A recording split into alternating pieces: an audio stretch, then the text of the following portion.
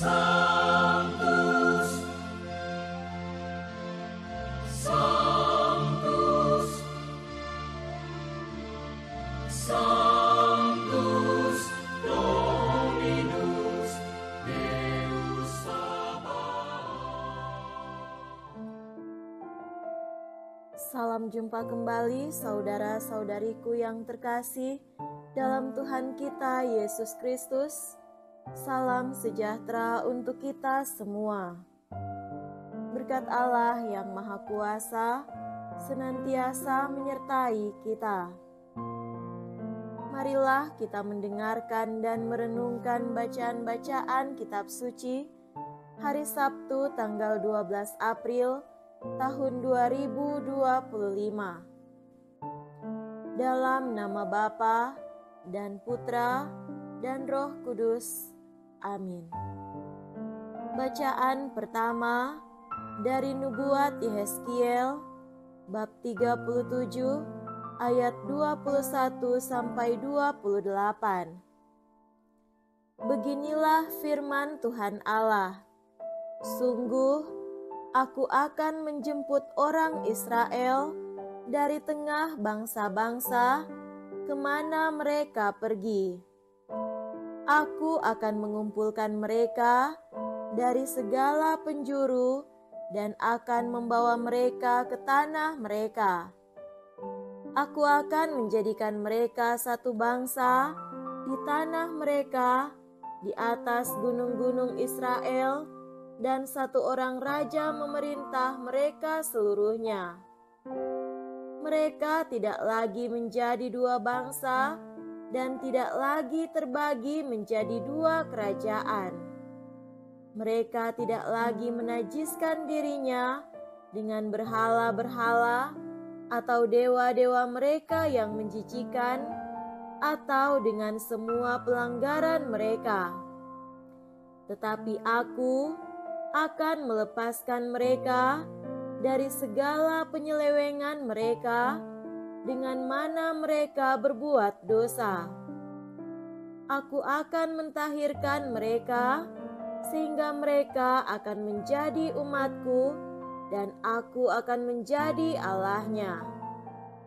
Maka hambaku Daud akan menjadi rajanya dan mereka semuanya akan mempunyai satu gembala. Mereka akan hidup menurut peraturan-peraturanku dan melakukan ketetapan-ketetapanku dengan setia. Mereka akan tinggal di tanah yang kuberikan kepada hambaku Yakub, di mana nenek moyang mereka tinggal. Sungguh, mereka, anak-anak mereka maupun cucu cicit mereka akan tinggal di sana untuk selama-lamanya, dan hambaku Daud menjadi raja mereka untuk selama-lamanya. Aku akan mengadakan perjanjian damai dengan mereka, dan itu akan menjadi perjanjian yang kekal dengan mereka. Aku akan memberkati mereka dan melipat gandakan mereka, dan memberikan tempat kudusku di tengah-tengah mereka untuk selama-lamanya. Tempat kediamanku pun akan ada pada mereka. Aku akan menjadi Allah mereka, dan mereka akan menjadi umatku. Maka bangsa-bangsa akan mengetahui bahwa aku, Tuhan, menguduskan Israel pada waktu tempat kudusku berada di tengah-tengah mereka untuk selama-lamanya. Demikianlah sabda Tuhan. Syukur kepada Allah. Semoga Tuhan beserta kita sekarang dan selama-lamanya. Inilah Injil suci menurut Santo Yohanes. Dimuliakanlah Tuhan. Injil Yohanes bab 11 ayat 45 sampai 56. banyak di antara orang-orang Yahudi yang datang melawat Maria dan yang menyaksikan sendiri apa yang telah dibuat Yesus terhadap Lazarus percaya kepadanya. Tetapi ada juga yang pergi kepada orang-orang Farisi dan menceritakan kepada mereka apa yang telah dibuat Yesus itu. Lalu imam-imam kepala dan orang-orang Farisi memanggil mahkamah agama untuk berkumpul. Mereka berkata, "Apakah yang harus kita buat? Sebab orang itu membuat banyak mujizat. Apabila kita biarkan dia, maka semua orang akan percaya kepadanya, lalu orang Roma akan datang dan merampas tempat suci kita serta bangsa kita." Tetapi seorang di antara mereka, yaitu Kayafas, imam besar pada tahun itu, berkata kepada mereka, "Kamu tidak tahu apa-apa. Kamu tidak insyaf bahwa lebih berguna bagimu jika satu orang mati untuk bangsa kita daripada seluruh bangsa kita ini binasa." Hal ini dikatakan Kayafas bukan dari dirinya sendiri, tetapi sebagai imam besar pada tahun itu, ia bernubuat bahwa Yesus akan mati untuk seluruh bangsa. Bukan untuk bangsa itu saja, tetapi juga untuk mengumpulkan dan mempersatukan anak-anak Allah yang tercerai-berai. Mulai dari hari itu, mereka sepakat untuk membunuh dia. Karena itu, Yesus tidak tampil lagi di muka umum di tengah orang-orang Yahudi. Ia berangkat dari situ ke daerah dekat padang gurun, ke sebuah kota yang bernama Efraim. Di situ ia tinggal bersama murid-muridnya. Waktu itu hari raya Paskah orang Yahudi sudah dekat, dan banyak orang dari negeri itu berangkat ke Yerusalem untuk menyucikan diri sebelum Paskah itu. Mereka mencari Yesus, dan sambil berdiri di dalam bait Allah, mereka berkata seorang kepada yang lain, "Bagaimana pendapatmu? Akan datang jugakah ia ke pesta?" Demikianlah sabda Tuhan. Terpujilah Kristus. Saudara-saudariku yang terkasih dalam Tuhan kita Yesus Kristus, tema renungan kita pada hari ini adalah mumpung masih ada waktu.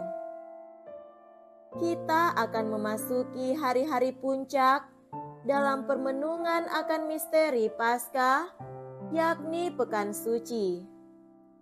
Tokoh utama dalam misteri itu, yakni Yesus, mulai memasuki Yerusalem dan memulai perjalanannya untuk menggenapi misinya. Pantaslah kita, dengan bantuan bacaan-bacaan hari ini, merenungkan makna karya perjalanannya ke Yerusalem itu. Dalam bacaan pertama, perjalanan Yesus ke Yerusalem adalah untuk memenuhi janji keselamatan Allah yang sudah sejak dahulu dimaklumkan, seperti dalam kutipan dari kitab Yeskiel di atas. Seperti Yahweh mengangkat Daud menjadi raja atas bangsa Israel, dan di bawah kepemimpinan Daud, sesuai janji Yahweh, bangsa Israel dilepaskan dari belenggu kekuasaan bangsa-bangsa lain dan mendirikan suatu kerajaan yang gagah perkasa dan jaya. Demikianlah perjalanan Yesus ke Yerusalem adalah suatu perjalanan seorang yang menyebut kawanan dombanya dari belenggu dan kekuasaan si jahat yang telah memperbudak umat manusia dalam belenggu dosa. Misi Yesus adalah untuk menguduskan umat manusia dan mengembalikan mereka kepada status mereka sebagai umat pilihan Allah dan membuat bangsa manusia kembali mengakui kuasa dan pemerintahan Allah. Apa yang dahulu Yahweh nubuatkan bagi bangsa Israel untuk menjadikan mereka sebagai umatnya dan Dia sebagai Allah mereka, semua itu akan dipenuhi oleh Yesus dengan misi perjalanannya ke Yerusalem. Akan tetapi, perjalanan Yesus ke Yerusalem akan menimbulkan kehebohan dan membangkitkan amarah dari orang-orang Yahudi. Mengapa? Karena Yesus mengklaim diri sebagai anak Allah dan bahwa Ia bertindak sebagai Dia yang berasal dari Allah dan melakukan hal-hal yang baik di mata Allah. Klaim diri Yesus sedemikian tidak dapat mereka mengerti, pahami, apalagi terima. Sebaliknya, mereka menilai Yesus melakukan hal-hal yang bersifat menghujat Allah. Klaim diri Yesus bukannya tidak beralasan dan bukannya tanpa bukti yang meyakinkan. Kitab suci sendiri menceritakan bahwa sebagian dari orang-orang Yahudi dengan melihat apa yang telah diperbuat Yesus, pelan-pelan mulai mempercayainya seperti dikisahkan Injil hari ini. Saudara-saudari terkasih, mengapa perjalanan Yesus ke Yerusalem tetap berakhir dengan kematiannya seperti kita akan alami dalam pekan suci ini? Persoalannya adalah seperti Yahweh berkali-kali jumpai dalam diri umatnya itu, Yesus berhadapan dengan mereka yang hatinya bebal dan keras, yang tak mau bertobat walau sudah menyaksikan hal-hal yang menakjubkan sekalipun. Semoga kita semua menyambut pekan suci ini dengan semangat pertobatan terus-menerus, apalagi selagi masih ada waktu. Hindarilah kekerasan hati dan pikiran negatif terhadap orang lain, tempat atau peristiwa serta perbuatan. Tanamkan dalam diri kita nilai-nilai kebaikan yang membangkitkan sukacita dan kegembiraan. Bukalah hati kita terhadap setiap karya Allah sekecil apapun dan ikutlah ambil bagian untuk melakukan karya kebaikan Allah di mana saja kita berada. Semoga demikian. Amin. Dalam nama Bapa dan Putra dan Roh Kudus. Amin.